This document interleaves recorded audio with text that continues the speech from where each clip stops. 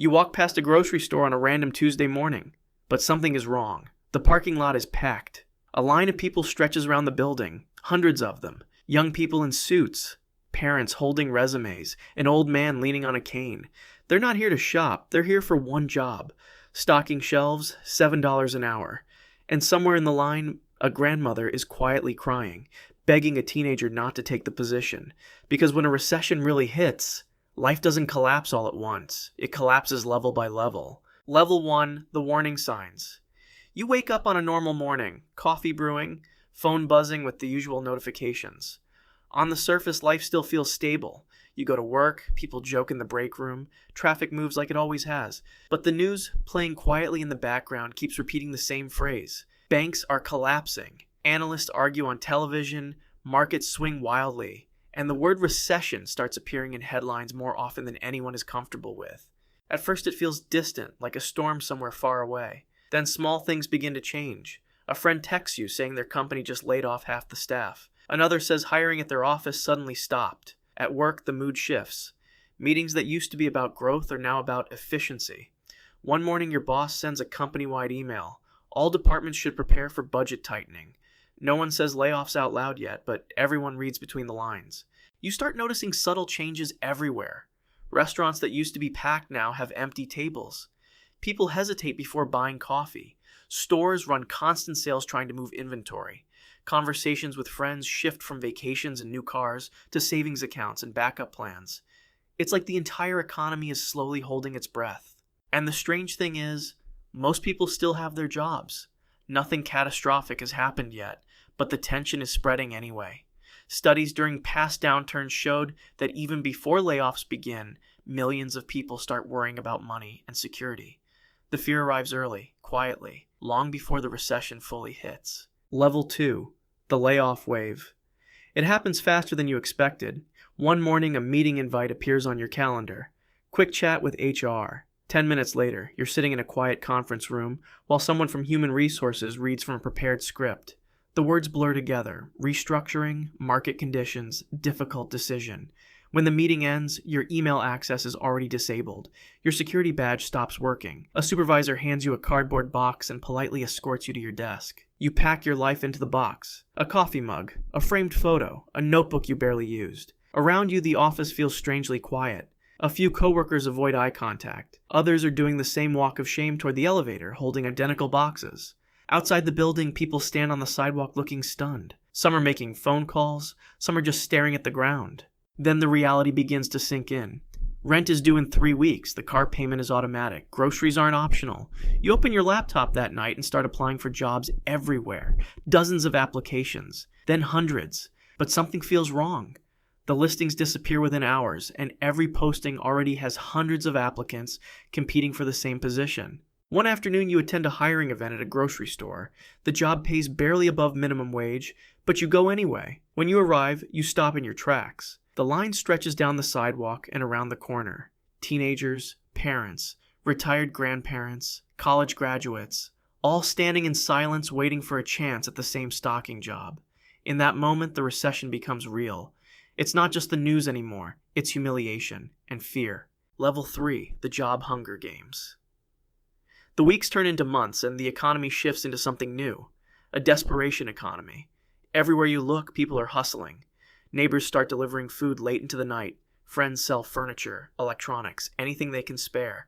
Social media fills with side gigs and temporary work. Tutoring, yard jobs, freelance projects, anything that brings in cash. The idea of a stable career quietly disappears, replaced by a constant scramble just to stay afloat. Eventually, you accept work you never imagined doing. Maybe it's a warehouse shift that runs through the night, stacking boxes under fluorescent lights. Maybe it's driving for delivery apps, racing across the city for a few dollars per trip. Temporary contracts come and go with no promise of stability. The qualifications you spent years earning suddenly don't matter much. In this economy, survival matters more than pride. Daily life begins shrinking. Nights out disappear first. Restaurants become a rare luxury, then vanish completely. Dinner turns into whatever is cheap and filling: peanut butter sandwiches, rice, pasta. Grocery trips become strategy sessions, with people stacking coupons and hunting for the lowest prices on every shelf. Even small purchases start to feel like risks. Slowly, society starts looking a little like it did decades ago. People bike instead of driving to save gas. Families cook everything at home. Neighbors swap tips on stretching food and fixing broken appliances instead of replacing them. It feels like the modern world has quietly rolled backward in time. Not because anyone wants it to, but because that's what survival now requires. Level 4, the Great Downgrade. Months pass, and something begins to change. The economy is still struggling, jobs are still scarce, but people slowly start adapting. Instead of waiting for things to return to normal, communities begin creating their own ways to survive. Front yards turn into small vegetable gardens. Tomatoes, beans, and herbs grow where grass used to be. Neighbors who barely spoke before now trade advice about growing food and stretching groceries. Bartering quietly returns. One neighbor fixes bikes, another cuts hair, someone else knows how to repair appliances. Instead of paying money, people trade favors and skills. Tools are shared between houses, a ladder one weekend, a lawnmower the next. The recession forces people to rely on each other in ways they haven't in years. Even social life changes. Expensive nights out disappear, replaced by simple gatherings. On warm evenings, neighbors organize block parties, where everyone brings something inexpensive to share. A tray of homemade pasta, a bowl of rice, a few loaves of fresh bread. The meals are simple, but the sense of community feels stronger than before. Families also rediscover habits that once belonged to older generations. Bread is baked at home instead of bought. Broken items are repaired instead of thrown away.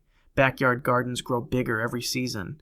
People joke that they're living like their great-grandparents did, but there's truth behind the humor. Life becomes slower, simpler, and more resourceful. A mix of resilience and quiet struggle as society learns how to endure the recession together. Level 5, the collapse. Eventually, the recession reaches its darkest point. The temporary struggles turn into something heavier. Savings accounts run dry, credit cards max out. Bills pile up faster than anyone can keep up with them. Some families start losing basic utilities. In a few homes, the heat goes out during winter because the bills simply can't be paid. People sleep in layers of clothes and blankets, waking up to breath that fogs in the cold air. Work becomes relentless. If you're lucky enough to have a job, one job usually isn't enough anymore. Many people take 2, sometimes 3. Days blur together into long shifts and short naps. Night shifts lead into early morning shifts somewhere else. The body never fully rests. Every hour becomes a calculation. How much money can you earn before the next bill arrives? You start living on a brutal schedule. Maybe you finish a late shift at midnight and head straight to another job before sunrise. Sometimes there isn't time to go home, so you sleep in your car for a few hours in a dark parking lot. The seat barely reclines, but it's enough to close your eyes before the next shift starts. Stories like this become common during deep recessions. People working 16-hour days and grabbing sleep wherever they can just to survive. Life shrinks down to the bare essentials. Cheap food becomes routine. Rice, pasta, whatever fills the stomach for the lowest price. Fatigue becomes constant, like a weight pressing on your shoulders every day. And the anxiety never really leaves. Every unexpected expense feels like it could push everything over the edge. At this stage of the recession, survival isn't about comfort or stability anymore. It's simply about making it through the next week. Level 6, rock bottom. Eventually, some people reach a point where there is nothing left to cut. The savings are gone. The jobs weren't enough. One bill too many arrives, and the numbers simply stop working. Rent goes unpaid. The landlord calls. Then comes the notice on the door. Just like that, the place you once called home is no longer yours. Now survival looks very different. Maybe you move onto a friend's couch for a while, trying not to stay too long or be a burden. Maybe you rent a tiny room somewhere far from where you used to live. For some people, the options are even more extreme, sleeping in cars, garages, or small sheds behind someone's house. Stories from past recessions tell of people living in converted tool sheds for months at a time, with nothing but a mattress on the floor and a portable toilet. Life at this level feels painfully quiet. Your world shrinks down to the few belongings you can carry. Days become long and uncertain, filled with the constant question of what comes next. There's a deep sense of loneliness, and a kind of humiliation that's hard to describe. The life you once had feels very far away. But something else begins to happen too. Living with almost nothing changes how you see the world. Every dollar becomes important. Every small opportunity matters. You learn how to stretch food, how to fix things instead of replacing them, how to ask for help when you need it. Rock bottom is brutal, but for some people it becomes a turning point. The moment they realize just how strong they actually are. Level 7, the anxiety epidemic. Even for people who manage to keep their homes or jobs, the recession leaves something behind. A constant tension in the mind. Nights become restless. You lie in bed staring at the ceiling, running numbers over and over again. Rent, utilities, groceries, savings. Every expense feels heavier than it used to. Many people start checking their bank app several times a day, watching their balance like it might suddenly disappear. The anxiety spreads quietly through society. Conversations with friends turn into financial check-ins. People talk about layoffs at other companies, falling retirement funds, and rising prices. Even those who haven't lost anything begin to imagine what it would feel like if they did. Studies during past recessions showed that nearly 80% of people reported serious stress about the economy, and many struggled to sleep because of financial worries. The crisis isn't just in bank accounts anymore, it's inside people's heads. Life slowly stabilizes. Businesses reopen, markets recover, and jobs start returning. But the fear doesn't vanish overnight. People who lived through the downturn become cautious in ways they weren't before. They save more, spend less, and always keep one eye on the possibility that everything could fall apart again. The recession may be ending on paper, but psychologically it lingers much longer. Level 8, the lost decade. Years pass, and the economy eventually moves on. New companies grow, new jobs appear, and headlines stop talking about crisis. From the outside, it looks like the world has returned to normal. But for the people who lived through it, the timeline of life has quietly shifted. Many plans were delayed. The house you hoped to buy had to wait. Starting a family got pushed back. Retirement savings that took years to build disappeared during the downturn and took even longer to rebuild. For an entire generation, major life milestones arrived later than expected, sometimes nearly a decade later. Economists call this the scarring effect of a recession. Even after the recovery begins, the lost time can't fully be replaced. Careers start later, savings grow slower, and opportunities that once felt certain become harder to reach. The recession may technically end, but its shadow stretches far into the future, and that becomes the quiet lesson of living through one.